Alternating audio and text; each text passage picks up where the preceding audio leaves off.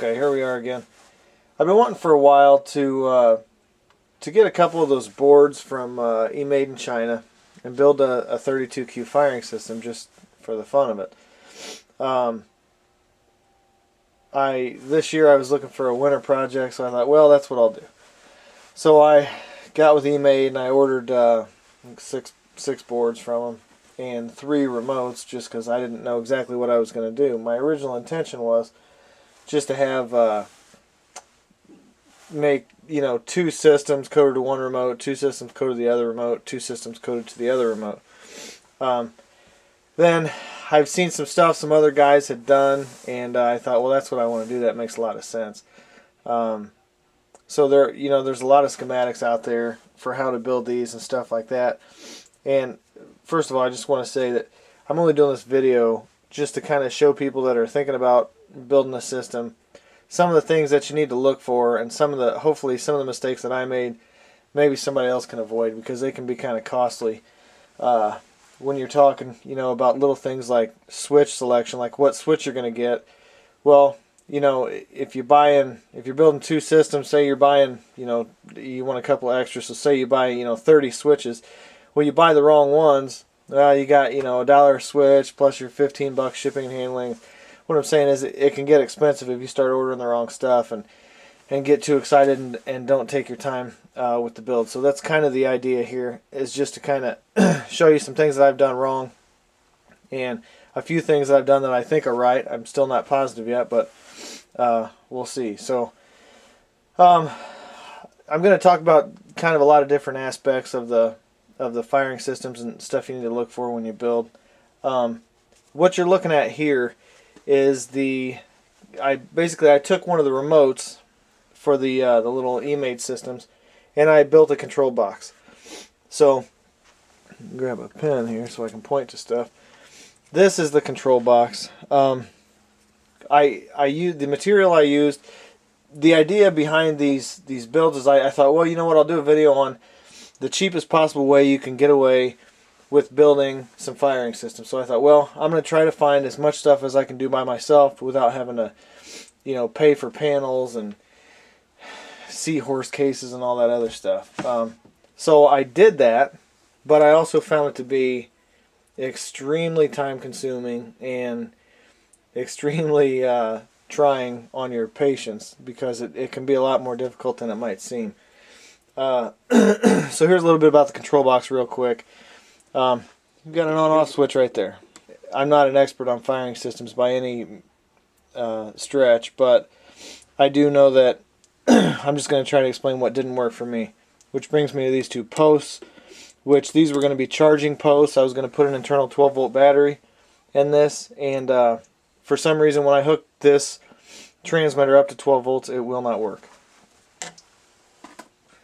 I don't know why it won't work, but it won't. But it works just great with 9-volt battery, so which is what they come with. So I'm going to just stick with a 9-volt for now until I can figure out what I did wrong with the 12 volts. Here, these 4 switches right here are just momentary on. These are for my bank selection, A, B, C, and D. You'll notice that I don't have any letters or markings indicating what any of these switches mean. That's another one of my mistakes that I made that hopefully somebody can avoid.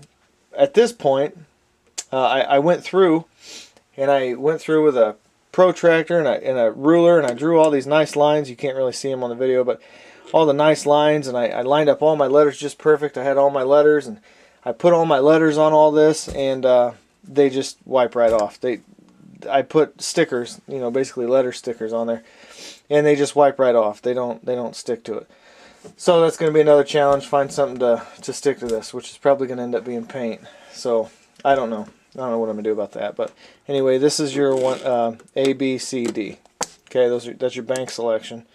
And most of you guys that are thinking about building one of these systems, you'll know that these are basically, they work the exact same way as like the Dewey systems do. You select your bank, and then you select your Q 1 through 8, and then you select a different bank, and then your Q's 1 through 8.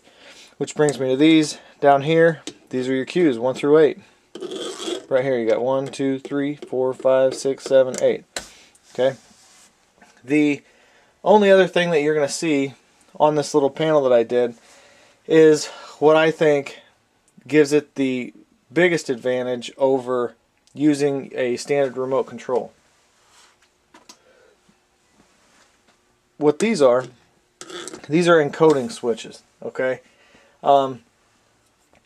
If you've never looked at these systems before or played with them or actually looked at the circuit boards that come with them, that they are, basically that's all they are is a printed circuit board. But if you don't have any experience with that, you'll have to kind of look at one and you'll have to ask questions to people. And in Joe Ratman's threads, he explains really well what exactly encoding switches are and how they work.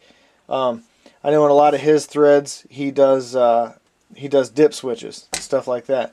Well, I didn't want a switch sticking out of my remote control, and I thought, well, there's got to be something different I can do. So what I did was I did 4 switches here. Okay, let's see if I can move this a little bit so maybe you can see it better. Okay, I did 4 switches. So what you've got is you've got 4 switches on your remote, which is here, and then you're going to have 4 switches on each and every one of your 32Q systems out in the field. Okay, so what you can do is, if you have none of your switches turned on in the field and none of these turned on, your remote and your system are going to talk.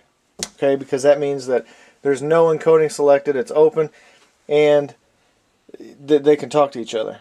However, if you have no encoding selected on one of your systems out in the field and you flip this switch up, you're going to be set to what I call channel 1, which is this switch up.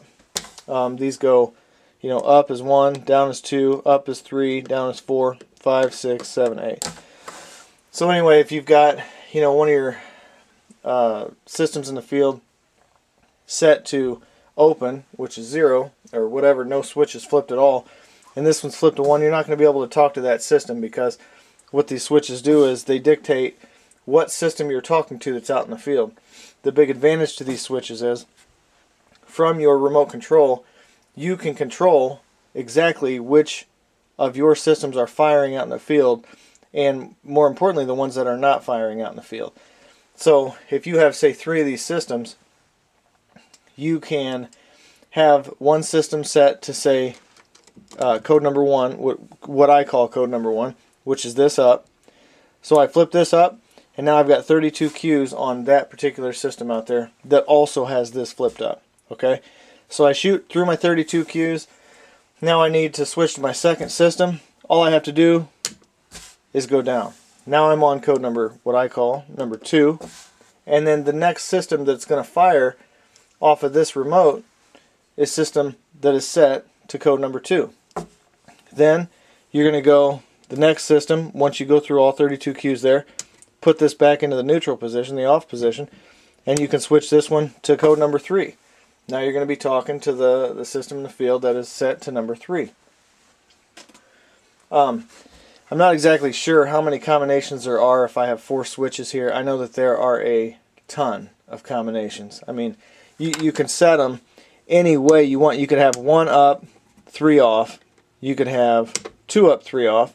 You could have 2 up, 1 down, 1 off.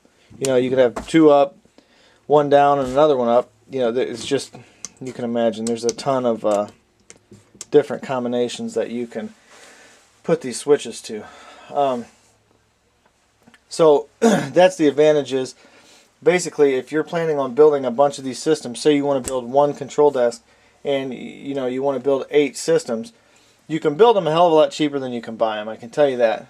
These, however, are not the same as some of the systems that you can buy.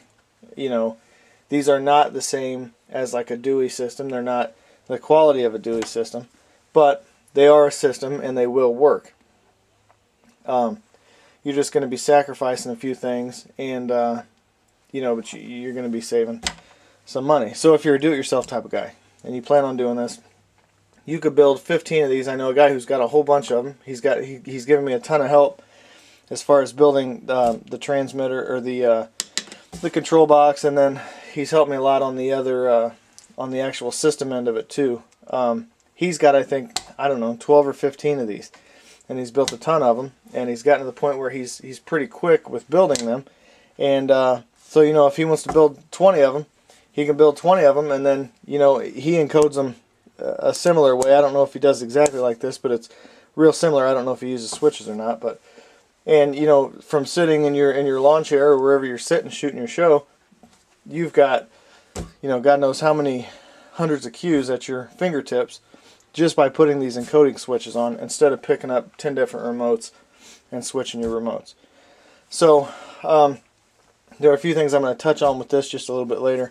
There's a couple more things I want to talk about ahead of time that will maybe make your building experience a little bit better than mine was initially. So I'll be right back. Okay, one of the first things I want to talk about, you know, so you've decided now that you want to go ahead and try to build a system. And the first thing you're going to find out is there are a lot of different places to buy parts from, and it can get really confusing. Once you figure out what parts you need, what kind of switches you need, and stuff like that, you're going to go and you're going to buy parts, okay? You're going to buy it from, you know, Circuit Specialties, one of these places that has all kinds of different parts and switches. First thing you want to try to do, try to make a list of everything you're going to need ahead of time. You're going to need, you know, you're going to need standoffs, you're going to need batteries, you're going to need switches and LEDs, and if you're not buying pre-wired LEDs, you're going to need resistors, you're going to need diodes, you're going to need wire, you're going to need all kinds of stuff. So what you're going to want to do is make a list of the things that you need, which is the first mistake that I made. Is I didn't do that. I got rammy and I just started buying stuff. And here's what ends up happening when you buy stuff. When you get excited and you don't think about what you're doing. This is one receipt of things that I bought, okay? And the reason I'm showing you this is because here I spent $65 and shipping was $11.27, okay? So my total was $76.69, okay? That was from one company. So I just blew $12 on shipping and $65 on parts, and some of the switches that I ordered here were the wrong switches, and this sure as hell wasn't everything that I needed for my system, okay? So I had to go and I had to order different stuff from other places, and every time you order something from somewhere, you got to pay shipping. So think about what you're doing before you do it, and you can hopefully, you know, when you're ordering these little switches and stuff, at $12 a pop every time you place an order, even if it's for 5 or 6 switches, that's what's going to kill you is your shipping. So kind of try to make a list of what you need and try to find a company that has everything you have, that has everything you need. You're probably not going to, but at least try to find one that has most of the stuff that you're going to need to build your system. Second reason I'm showing you this is save your receipts. You're going to find, especially if you buy from different companies, that different companies sell different products. And you know, in the world of electronics, when you're talking about itty bitty tiny switches and parts and shit like that, what's going to happen is you're going to buy enough parts for one system, and then you're going to think, well, this wasn't too bad. I want to build 3 more of them. Ah, shit, I can't remember the part numbers. I don't remember what I ordered. Save your receipts. They got all your part numbers on them, and you can even make notes on your receipts. You know, hey, I like this switch. I didn't like this switch. Stuff like that. You know, get a file or a corner or whatever the hell, and put all your receipts in a pile. That way, you can go back and look at your receipts and find out exactly what it was that you bought from this place, what it was you liked, stuff like that. You've got it all sitting there, because if you throw them away, you're going to wish you didn't. Something else that's important that you're going to find, and it's another mistake that I made, is you're going to find a company that has switches for 50 cents a piece that appear to fit your needs, and you may go with them because the other company wants $1.12 a switch that would also fit your needs. Well, I can tell you firsthand, because this is another mistake I made, don't buy the cheap shit. You can tell instantly the difference between a quality switch and a cheap switch. There's no confusion when you pick up or when you flip a 50-cent switch. They feel gritty, they stick, they're not smooth. Sometimes they don't snap back into place like they're supposed to. That's very important when you're dealing with these type of systems, because you can only send one signal at a time. So if you just hit cue number 3 and the switch sticks and you don't realize it, and you try to hit cue number 4, it's not going to fire. Or even worse, it's going to fire like, Q7 or something like that. So you want quality stuff. So don't be afraid to spend the extra 50 cents, $1, $2, whatever it is, on the good stuff. Because I can tell you, I bought junk switches and they're no good. They're exactly that. They're junk. And you can only hope that you figure it out. Not wait to figure it out until I had everything wired and in my board, and then figured out that the switches were shit. And I had to undo everything, go back, replace the switches with better switches that I had to spend more money on shipping again for. So basically just talk to people on the boards. Everybody knows who builds systems on the boards. Talk to people and try to figure out what the best switches are and stuff as far as quality goes. Because it's very important, and you'll end up finding out immediately what I'm talking about if you make the same mistakes that I do. Because I made a bunch of them here. So that's kind of why I'm trying to show you this, because hopefully I can save somebody at least a few dollars in shipping by, telling you what I screwed up on, because there's been a bunch of it. So, okay,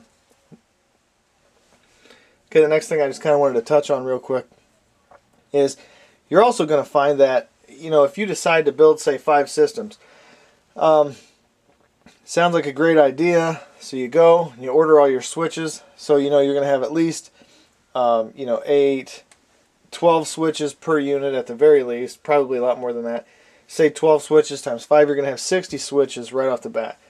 Some of those switches are different. Some of them are going to be momentary. Some of them are not going to be momentary. And what you're going to get is a box that comes to your door, and it's going to have little bitty bags of switches that all do different shit.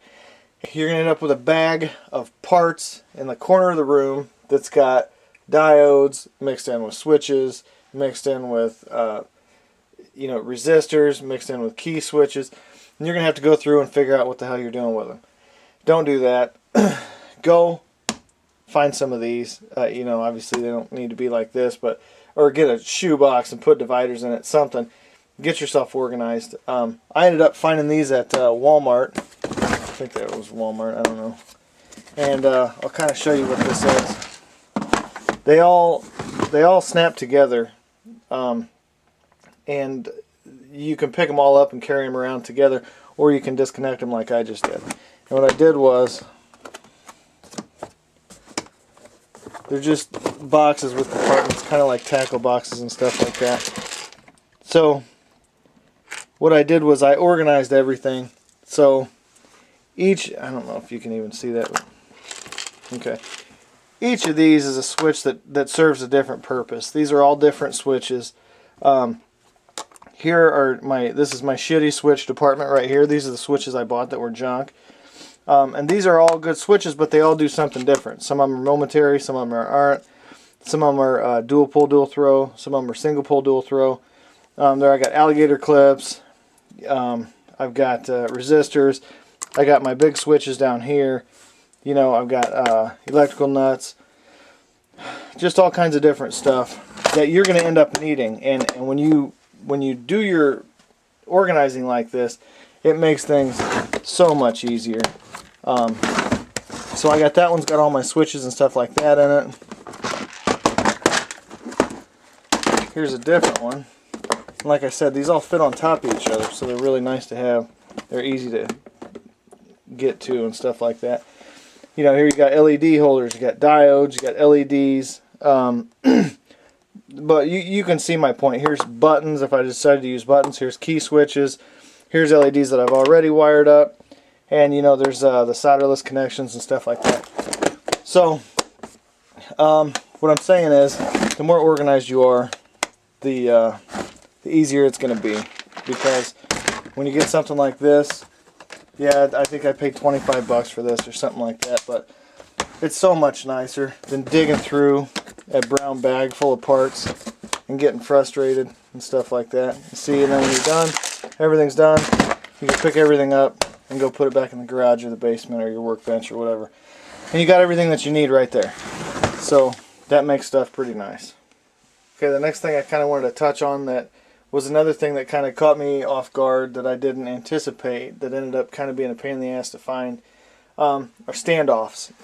You're going to need standoffs. No matter what you do, you're going to need standoffs. And There are all kinds of different kinds out there. They're all in different shapes and sizes and materials, and some are hollow, some are not. It's important, something else, another mistake that I made that's important to think about, okay? When you're working on something, you're going to find all kinds of places that sell, find all kinds of places that sell standoffs that are like these right here. Okay? Those are an inch long. Okay? If you don't know what a standoff is, it's what separates your printed circuit board, which is the heart of your firing system, from your panel. Okay? So, yeah, on paper, you might think, yeah, 1 inch standoffs, that'll be perfect. There's going to be one there, there's going to be one there, there's going to be one there, and one there. Perfect. That would be a good space, mounting, everything like that will be perfect. Well, here's what happens, okay? With these systems, I'm just going to put 2 here because that's what I've got out. With these systems, a lot of these systems, you're soldering, this is not a system, this is a different circuit board, but you're soldering to these little tiny pins right here. You know, a lot of stuff, you're soldering to itty bitty tiny stuff like that, okay? So here's what's going to happen. You're going to get these little tiny standoffs, and you're going to try to set your board on it. Well, your board's going to have like 1,000 wires coming out of it, and you're going to be smashing your wires up against the faceplate of your panel. You know, shit's going to be touching each other because you got to squish it down on each other and stuff like that. Something to think about is, for standoffs, the bigger they are, the better off you are. A 1 inch standoff for me worked okay with the remote control board because it's tiny. There really aren't that many wires coming off of it, and it ended up working out okay. But for the main board for your system out in the field, those little standoffs just are not going to work unless you're the most patient person in the world and you're the cleanest worker in the world, and you can get, you know, 20 gauge wires to smash down into an area that you probably couldn't fit a piece of paper into. With standoffs, the bigger, the better. So you can get something like this, okay? This is a piece of, I don't know what it is, plastic, PVC, something, I don't know what the hell it is, but it's solid all the way through. A friend of mine helped me out on these.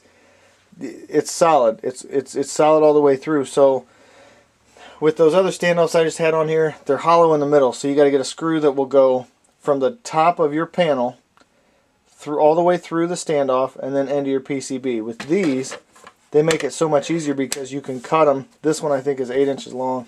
You can cut them to whatever length you want, and you can give yourself some room to work. It's priceless.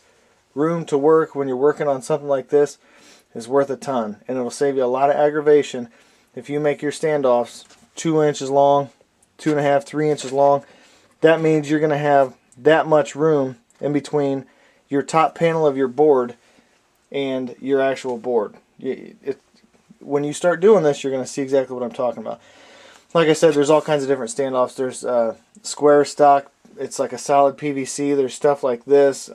There's all kinds of stuff. A guy told me, you know, you don't want to use wood. Obviously, wood can crack and split and stuff like that. You know, you might get away with it. It might work, but in the long run, little pieces of, like, say, 1 inch square wood, I don't know how well that would work. You also have to remember, if you can, keep the keep the diameter of your standoff relatively small if you can, because you may not have room on the back of your circuit board for the standoff without it hitting a piece of wire or a piece of solder or something that you've already worked on. You know, you don't have just unlimited room on the back of these boards to go mounting, like, you know, a great big standoff. So if you can keep it relatively small, this looks like it's about 3/8 of an inch. It might be 1/2 inch, but it's relatively small.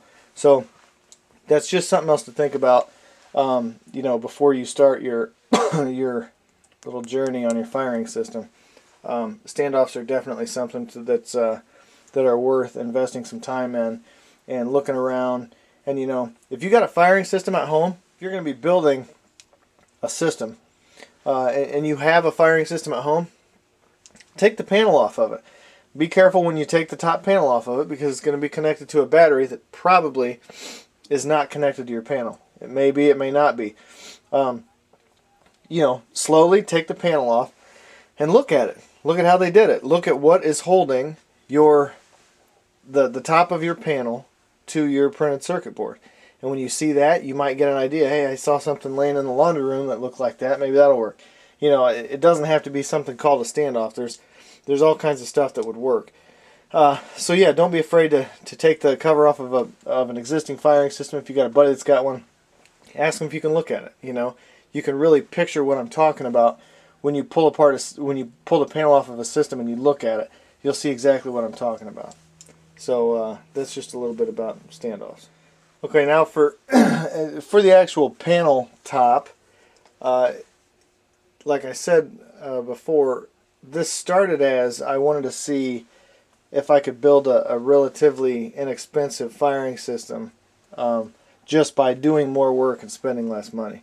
Well, I did that. I did more work and I spent less money, and I wasn't satisfied.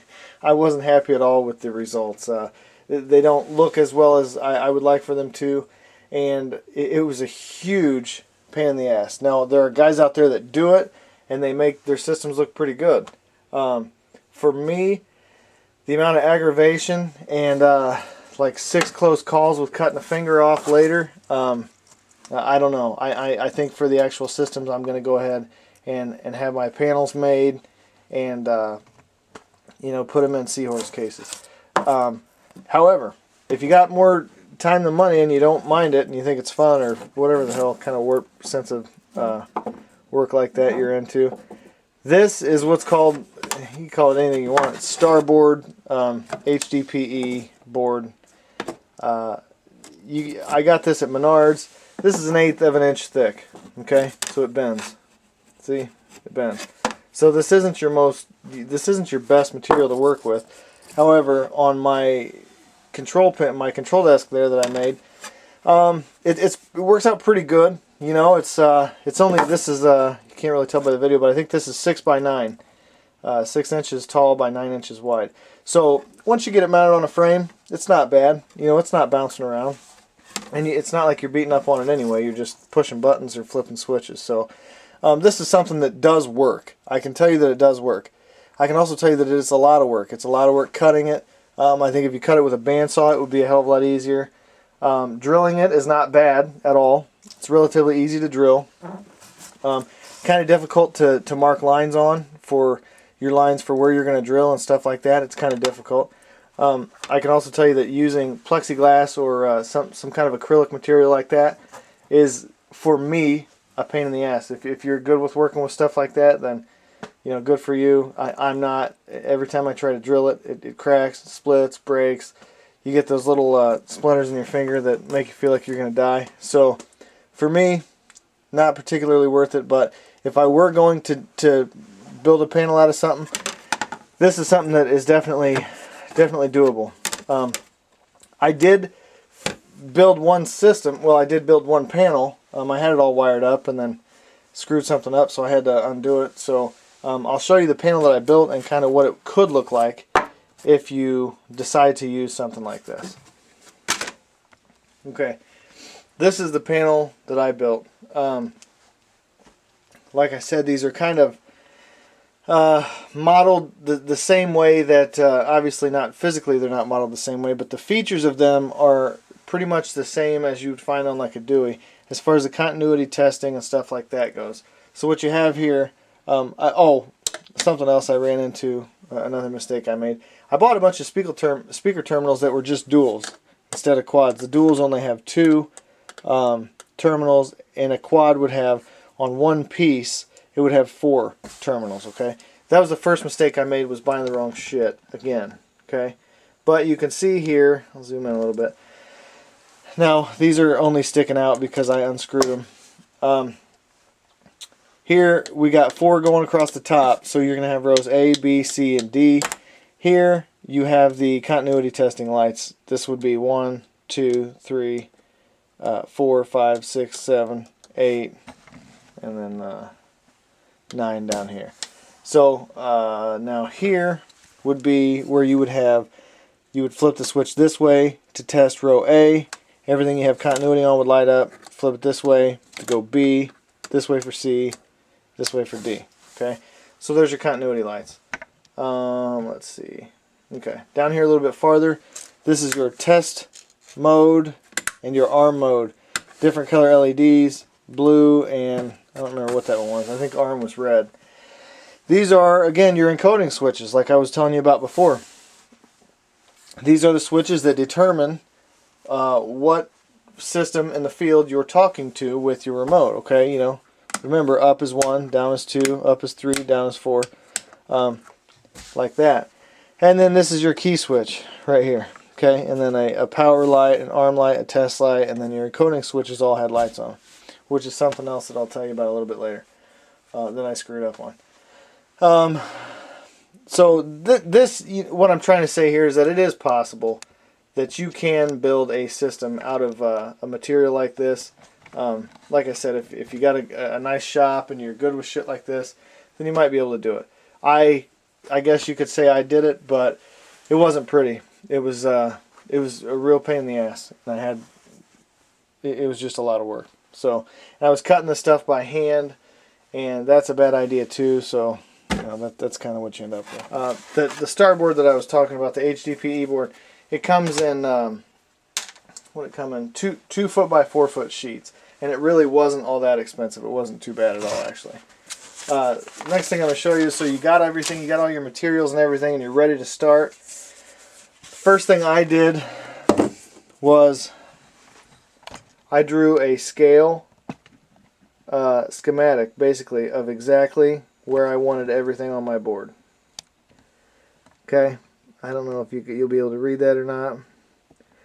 This is exactly how I wanted my control box here. You know, here I took from this line to this line. Well, you can't see that. So what I did was I drew a square that is 6 inches tall by 9 inches wide. Exactly. That's exactly what I wanted, and that's exactly what I did. I drew a line right here. That's the top, and down here is the bottom. Okay. If you are going to frame your board with, you know, if the box, so to speak, whatever, is going to be made out of 2x4s, or out of 1x4s, I mean, like that, you need to take into account that you're going to have 3/4 of an inch all the way around the system. So that is why that you're going to have 3/4 of an inch all the way around the faceplate. Okay, so that's why I drew the top line here and this line here. This is showing my piece of 1x4 right there. And it's got the frame going all the way around the system. So anyway, this is what I did. I figured up exactly the right amount of space in between. You know, I measured from the right side to the left side and figured out how I could space those 8 buttons to where they would be even from the left to the right. I did the same thing here.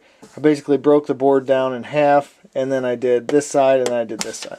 So this isn't a prize by any means. I'm not saying this is the right way to do it, but it helped me out a lot. So I'll just show you right here. You can kind of see, you know, there you can see my charging ports, the on-off switch, the A, B, C, D. You know, everything is measured exactly the way it needed to be. Okay, there you can see that it's 1 1/4 inches from the far side, the far left side of the panel, to the on-off LED. So when I was cutting the board and drilling the board, I could actually look at this and know exactly how far apart everything needed to be. So it's I'm not saying that it's, you know, mandatory, obviously, but this is just something that you might be able to do that might help and kind of speed things up for you. If you run into trouble, you can go back and look at this, and you can see exactly where you screwed up on. Well, that's why, because it was supposed to be 1 inch down, and I drew it, you know, and I put the whole 2 inches down. And then you know exactly where you screwed up at. So that's kind of just something to think about. You know, if you want to try to do something like that, you can. Next thing I wanted to kind of touch on is batteries. There are millions of different batteries out there. And, here's just a couple different batteries. This is something that you're going to have to think about. It's something that, you know, obviously your system's going to need. The batteries, they come in all different shapes, sizes, different amp hour ratings, everything like that. You know, I would hope that you know that you have to have a 12 volt battery. These I think are from Tri-State. This is a 12 volt 2.2 amp hour battery. Okay, there's the specs on it. That'll work fine for a system. It's not a very big battery as far as amp hour rating goes, but it's okay. It'll work. That's something else to think about when you decide what you're going to put. If you do you know, your systems and you're going to put it in a Seahorse or you're going to build your own box, that's something else to think about.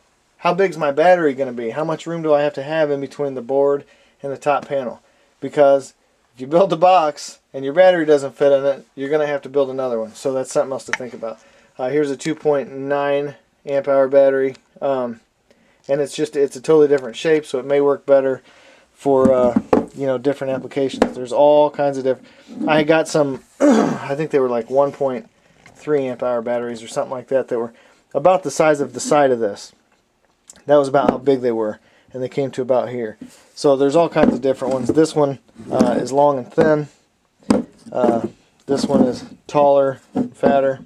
But most importantly, the amp hour rating is what you want to look at on here. I think the general rule of thumb is if you can stay above 2, you're probably going to be okay as far as powering your system goes. So that's batteries for you. Okay, some different things you're going to need. I guess it's possible. Well, no, not really. I don't really think it's possible to do a whole system without soldering. I know I've seen some systems that guys have done that, you know, 95% of them are not soldered. That you can get the solderless crimp connectors. You can get the solderless, like the 1/8 inch terminals that'll slide over you the back of your posts on your speaker terminals. But you know, if you're gonna do like a bunch of them, it may be cheaper to go ahead and solder it. Something you're gonna need. You're gonna need a soldering iron. I got this one. I paid way too much for it. I'm kind of proud of myself for that, because that excites me when I do shit like that. Another thing I got rammy about, this right here. But it's a nice soldering iron. It gets hot pretty fast. You can dial, you know, the heat that you want. I think I saw one like this. It wasn't a Weller, but I saw one like this in some magazine, like Parts Express or something, for like $15 or something. I think I took like probably about a $40 screw-in on this one. Something else that you might, that makes it nice, you don't have to have it, but it sure as hell makes everything look nicer, and it eliminates the possibility that your wires could bounce up against each other and short something out or screw something up, is heat shrink tubing. This stuff is not expensive. I think this kit cost me like $10, and it's got like every different size of heat shrink tubing you could ask for. Everything down to, I think this is 1/16 of an inch here. Yeah, this is a 1/16 of an inch, little bitty tiny. Then it goes 1/8, 3/32, 1/8, 3/16, 1/4 inch, and 3/8, which is big. You know, this is a lot bigger heat shrink. But this is something that definitely makes your life a lot easier. Like I said, it makes everything look so much cleaner. It eliminates the possibility that your wires can bounce around and come loose and touch each other. And like I said, I think the whole damn thing was like maybe $10. If you're going to be sinking $200 into a firing system, I think that $10 worth of heat shrink will definitely help you. I think you can use like a hairdryer even to shrink it up. I got like a heat gun that I use, but I think you could use even a hairdryer, just about anything, and it'll suck right up on it, and then you don't have to worry. It eliminates a lot of worries for you. Okay, I just want to kind of show you real quick, if you couldn't picture what I was talking about by the encoding stuff, kind of how this works. Like I said, if you have all of your, these are the boards that you're going to get if you decide to build one of these. These are the boards that you're going to get from eMade in China. And what I have is I just have 2 wires coming out of them and going to a battery. And then on the board on the right, let's see. Try to show it to you. See those 2 little wires right there? Okay, those are going into the bottom side of the board on this one. And those are soldered to the encoding pins. Okay? So you would have a lot more than this, you know, if you're actually doing a system, but you can see I have heat shrink on them. I have this one is soldered to the common, and then this one is soldered to what I'm calling pin 1. Okay? So when you connect these two, like I did in that little loop there at the end of the wires, you're encoding this to pin, what I call pin number 1. I keep saying what I call pin number 1 because I know that there are technical terms for it, but this is the way I call it, so that's what I'm saying. This is pin number 1 because I understand shit that's made simple. So, you know, if you're all done with your board, you would have, if you elected to go with 4 switches instead of 2, you would have 8 wires going to the actual pins and then 1 going to the common. Okay, so I just wanted to kind of show you that real quick as far as why those wires are hanging off of that. So the this board here is set to open. It's not encoded to anything, which means that if I have all of my switches here in the neutral or off position, then I should be able to talk to this board here. Then at any time that I want to, if I decide to flip this to the position 1, then I should be able to talk to this board here. Okay, so we'll give it a shot here and I'll show you what I'm talking about. Before I do that, I want to show you that you're going to see 8 snazzy LEDs right there. You got up on top and then up on the bottom. I thought, hey man, this would be cool. I like lights, I like shit that looks fancy, so I'll put these LEDs on here, and that way when I flip button 1, a nice LED will pop up. I'll know what you know what encoding I'm set to. When it's dark out, it'll be nice. I did that, and this only works sometimes. It didn't work all the time. So I figured out. I don't know if I figured it out or if this is just my guess, but whatever happened, I unhooked all the LEDs and they started working, because I think that the LEDs wired to, because the LEDs had a little bit of juice going through them, that screwed up the encoding on the switches, and I think that they were like all trying to talk at the same time. So it didn't work. So long story short, again, unless you have a better way to do it, don't try to hook LEDs to your encoding switches, because it'll just make you mad, and then you'll end up redoing everything like 4 times, and then you'll figure out it was some dumb shit like you shouldn't have put LEDs on them in the first place. So I'm going to flip this on. See, we got power. Now everything is set to neutral, open, off, whatever you want to call it, okay? I'm going to select bank A. You can hear the click on this board right here. And then I'll run through the cues real quick. 2, 3, 4, 5, 6, 7, 8. Bank A, bank B, C, D. See, that's the board on the left, okay? Now, remember on the board on the right, I've got the encoding set to 1 because I have those 2 wires touching. If this board were in a box with a panel, those 2 wires would be going to a switch that would activate them when you flip the switch, which is what I did here, okay? So what I'm going to do is, again, this one's all working, okay? Now I'm going to flip encoding to channel 1, and we're talking to the other system now.